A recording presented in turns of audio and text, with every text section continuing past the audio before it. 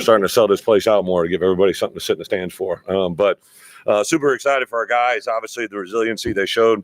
I knew going into this game that these guys were going to be a fight, right? Like they've obviously not been very successful in the win-loss combo. You see them at times do things, and you let a team stay around like that, you get exactly what happens. So I think the greatest thing, it sounds incredible to say, right? That was the best thing that could ever happen to us, right? So to be up like that and to have it actually go the other way and to have the resiliency to make plays at the end. Luke Altmaier continues to just be very impressive in clutch situations. Pat Bryant, and then say what you want about the defense. Obviously, some things to go out. We got banged up. Xavier Scott hurt himself in pregame, so kind of eliminated himself. And that good thing is, I don't think it's going to be past more than a couple days. But and then his backup, T. Strain, got banged up during the game. So T. Rooks came in.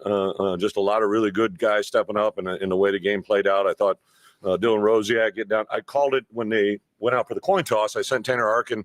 I wanted to keep our guys on the sideline because I knew we were going to go through some calls, and I told the defense guys clicked over. I said, hey, we're going to get it. I knew when we got the ball, or when they won the toss, went on defense, I knew our offense. I said, our offense is going to score, and we're going to go for one.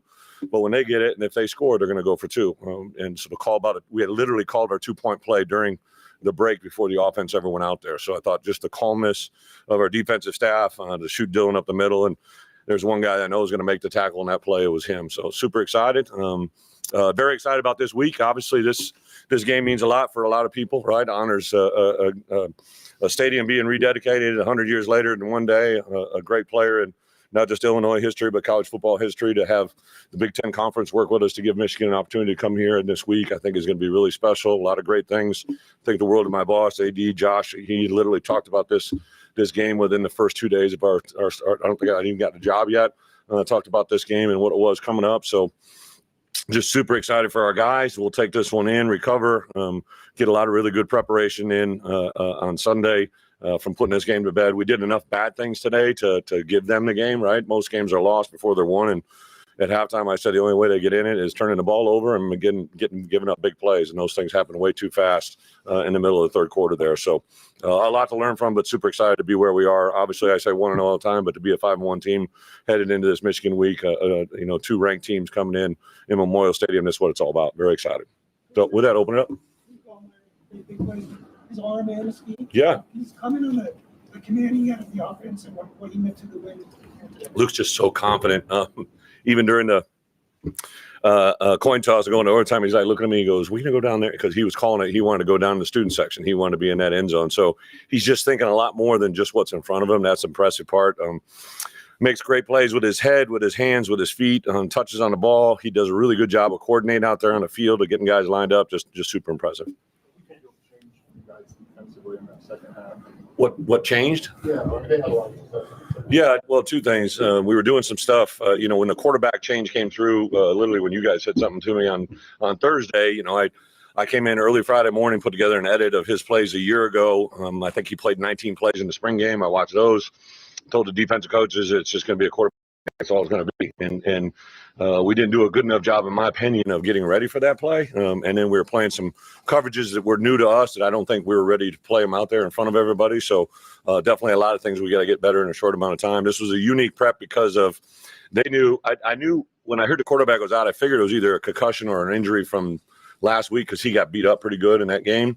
So they had all week to prepare with that quarterback with the game plan. And we basically had from Friday morning to game day, and it's just although it sounds like it really is one of the most difficult preparations in that kind of window of time when you got a totally different quarterback. I knew when I watched him on film that was a quarterback that the last guy that was there probably wouldn't want, right? He was a guy that ran the ball with his feet and maybe in the passing game. So I thought our special teams today came up big, other than obviously the onside.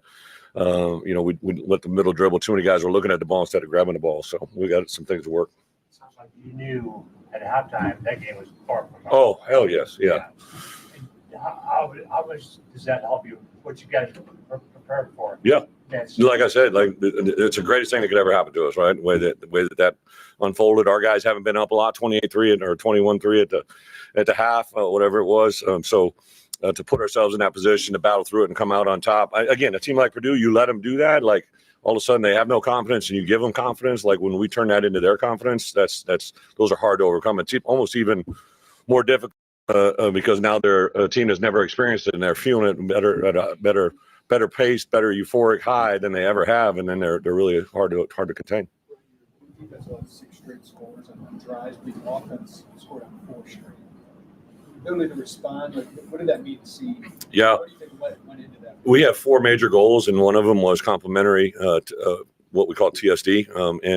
The greatest complementary football is when one side of the ball covers for the other, right? And I remember getting on the headset of, I believe, after the second score, but you got to understand the defense scored right once without them being on the field, right? So that skews it a little bit, but that's a huge. When we obviously gave up a score, I go out and they get one play and score. That's a 14-point swing with anybody taking a breath, and those are hard to overcome. That's the biggest laptop I've ever seen in a meeting. That's pretty impressive. How valuable has defense? How much ability is it to have someone like him? David, extremely confident. And I remember watching him kick in high school when he came here for a camp. I was just like, I was asking where to spot the ball, and he kept just giving me the answer before I even asked it. So he's that's what mom and dad raised, right? He's a guy that is very confident and performs at a high level. When I come over and ask him before the game, what's the number he can hit from, and he just nails it right out. And then also, Chow, I think the competition between those two is really good. There's a lot of college teams I think would love to have one of our 2 guys. The good news is we got both of them for now, and it's a lot of fun to have them both. Oh. So Josh McCray, a lot of you probably know this. I know you guys really follow. It was my literally first offer, right? I literally called him as a head coach at the University of Illinois and offered him a scholarship. So he always means a lot to me. And then Josh has gone through so much that a lot of people don't have any idea about, and he just continues to persevere. Like, here's a guy that, for his freshman year, ran for 700 yards and then has a knee bruise that keeps him out of 8 games his second year. He has a vertebrae or a neck issue last year that takes him out for the season. He sees all these other running backs come in, Caden and Aiden, and now Khalil Valentine, and everybody's writing about and talking about him. All those other guys are not him, and he just continues to persevere. It's a one-head catch at Nebraska, right? It's a flat route today in the first half. It's a tough yards there at the end to score, right? Like, he just continues to battle through. When a young man, he lost his mom early in life. Grandma raised him. Unfortunately, lost grandma before I ever met him. Everything keeps that he's going to get beat down and he gets back up. So proud of a guy today. Oh yeah, sorry. So yeah, Caden.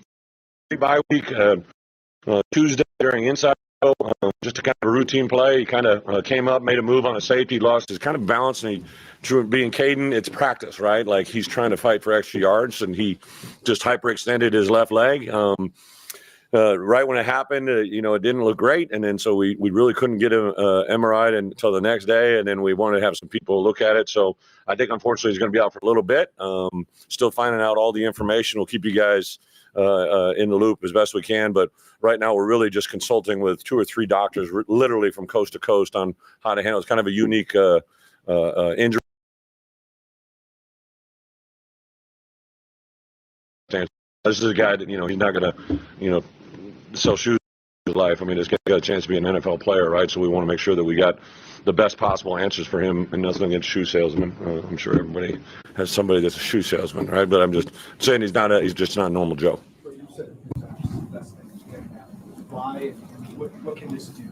Winning a close game like this is supposed to be. Well, first it's a cannon, right? So to get that thing in the mix, so we can stop talking about that.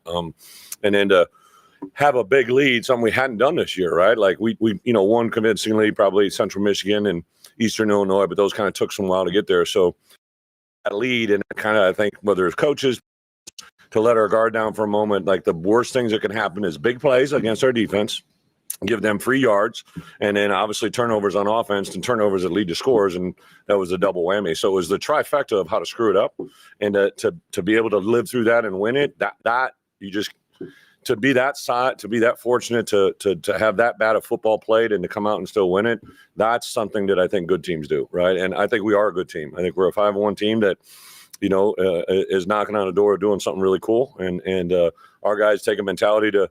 I think they really wanted to win this game for maybe they knew I was really into it, right? I'm into every game, but this one just has pissed me off on many different levels, to be quite honest. So, like I just know how we run our business, right? And I'll stand on that, right? So, like, I love the way our guys fight, the way they practice, the way they prepare. I love the way we coaches coach. I love the way they recruit. I love the way they develop. And to get this win was a big deal.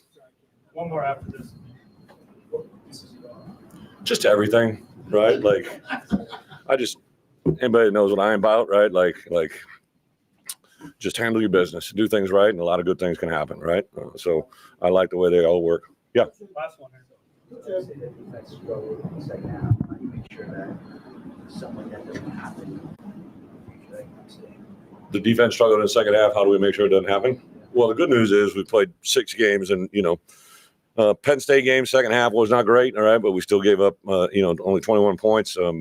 This is one of those things, if you've been in it as long as I have, like, some of these things kind of steamroll against you and make yourself give up big plays. Those plays we can't give up 70-yard plays. I mean, you're just not going to win many games like that. And then that quarterback, he is a good runner. My guess is whatever games they play out, he'll be in there running the football quite a bit. That was definitely unique. And then that tight end is a matchup issue, right? So I thought they really exposed him and took advantage of him in critical moments.